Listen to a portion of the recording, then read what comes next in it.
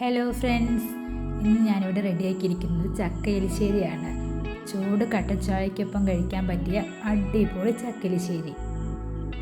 അപ്പോൾ നമുക്ക് ഇതെങ്ങനെ ഉണ്ടാക്കുന്നതെന്ന് നോക്കാം. അതിനു മുന്നേ മൈ കിച്ചണിലേക്ക് എല്ലാവർക്കും സ്വാഗതം. അപ്പോൾ എലിശ്ശേരിക്കുള്ള ചക്ക ഞാനിവിടെ ചുളപ്പറച്ച് വെച്ചിട്ടുണ്ട്. ഇത് ഞാൻ മൂത്ത ചക്കയാണ് എടുത്തിരിക്കുന്നത്. അപ്പോൾ ഞാൻ ചക്ക ചുളപ്പറച്ച് റെഡിയാക്കി വെച്ചിട്ടുണ്ട്. ഇനി നമുക്കിതിനെ ചെറുതാക്കി അരിഞ്ഞെടുക്കണം. അപ്പം ഞാനിത് ചെറുതാക്കി അരിഞ്ഞെടുത്തിട്ടുണ്ട്. ഇനി ഇത് നമുക്ക് നന്നായി കഴുകിയെടുക്കണം.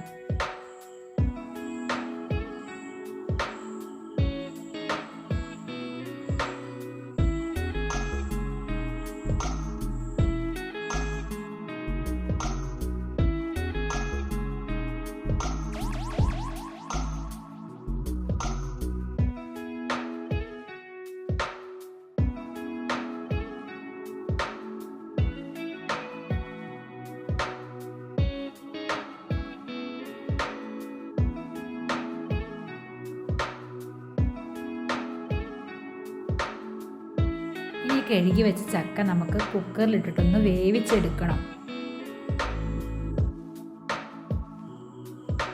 അപ്പം നമ്മുടെ കുക്കർ എടുത്തിട്ടുണ്ട്.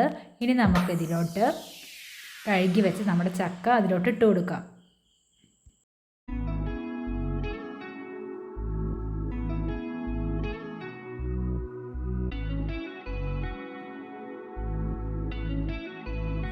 ഇനി നമുക്ക് ഇതിലേക്ക് ആവശ്യമായ മഞ്ഞപ്പൊടി ചേർത്ത് കൊടുക്കാം.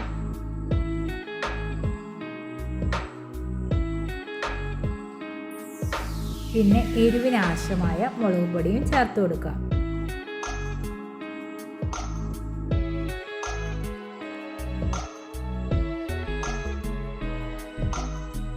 ആവശ്യത്തിനുള്ള ഉപ്പും കൂടി ചേർത്ത് കൊടുക്കുന്നുണ്ട്. ഇനി ചക്ക വേവാൻ ആവശ്യമായ വെള്ളം ഒഴിച്ചിട്ട് നമുക്കത് വേവിച്ചെടുക്കണം. അതിനു വേണ്ടി ഞാൻ ആദ്യം ഒരു ഗ്ലാസ് വെള്ളം ഒഴിക്കുന്നുണ്ട്. കുറച്ച് കുറവ് തോന്നിയതിനാൽ ഞാൻ അര ഗ്ലാസും കൂടെ വെള്ളം ചേർക്കുന്നുണ്ട്. 1.5 ഗ്ലാസ് വെള്ളം ഞാൻ ഇതിലോട്ട് ഒഴിച്ചു കൊടുക്കുന്നുണ്ട്. ഇനി നമുക്കിത് അടച്ചു വെച്ച് വേവിച്ചെടുക്കാം.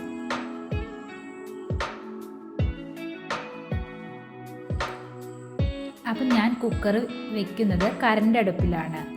കറണ്ട് അടുപ്പിലായതുകൊണ്ട് തന്നെ നമ്മൾ അതിൻ്റെ സ്വിച്ചും ബട്ടണൊക്കെ നോക്കി കൈകാര്യം ചെയ്യണം.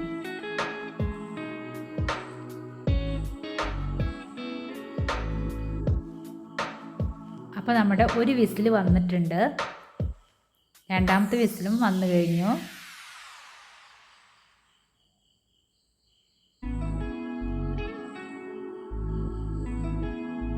ഇനി നമുക്ക് ഒരു വിസിലും കൂടെ വരണം. പിന്നെ ഫ്രണ്ട്സ്, ചാനൽ തുടങ്ങിയിട്ട് ഇതിൻ്റെ 2ാമത്തെ വീഡിയോ ആണ്. ഫസ്റ്റ് ഞാനൊരു നാടൻ മത്തിക്കറിയുടെ വീഡിയോ അപ്ലോഡ് ചെയ്തിട്ടുണ്ട്. അപ്പോൾ അത് കാണാത്തവരുണ്ടെങ്കിൽ ഒന്ന് കാണണം. ജസ്റ്റ് അഭിപ്രായങ്ങളൊക്കെ ഒന്ന് അറിയിക്കണം. എൻ്റെ വീഡിയോസ് ഇഷ്ടപ്പെടുകയാണെങ്കിൽ ലൈക്ക് ചെയ്യണം, സബ്സ്ക്രൈബ് ചെയ്യണം, സപ്പോർട്ട് ചെയ്യണം.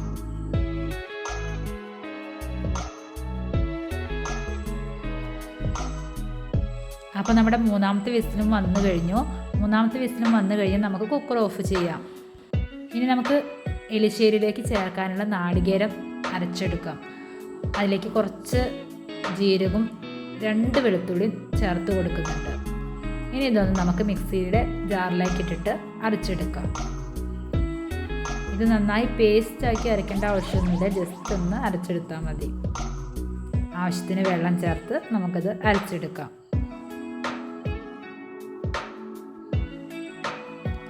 അപ്പോൾ ഇതുപോലെ ഒന്ന് അരച്ചെടുത്താൽ മതി. ജസ്റ്റ് ഒന്ന് നമ്മളിത് അരച്ചെടുത്തിട്ടുണ്ട്. ഇനി നമ്മുടെ കുക്കർ 3 വിസിലായപ്പോൾ നമ്മൾ ഓഫാക്കി വെച്ചിട്ടുണ്ടായിരുന്നു. അപ്പോൾ അതിലെ ചൂടൊക്കെ പോയിട്ടുണ്ട്. ഇനി നമുക്ക് തുറന്ന് നോക്കാം.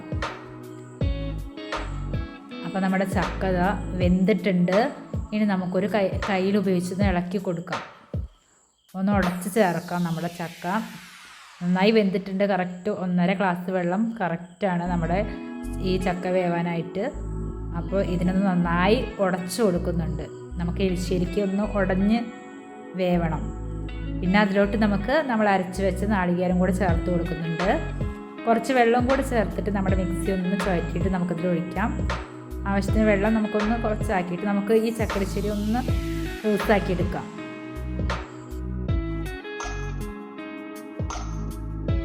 നാളികേരം ചേർത്തതിന് ശേഷം നമുക്കിതൊന്ന് ചൂടാക്കി എടുക്കണം.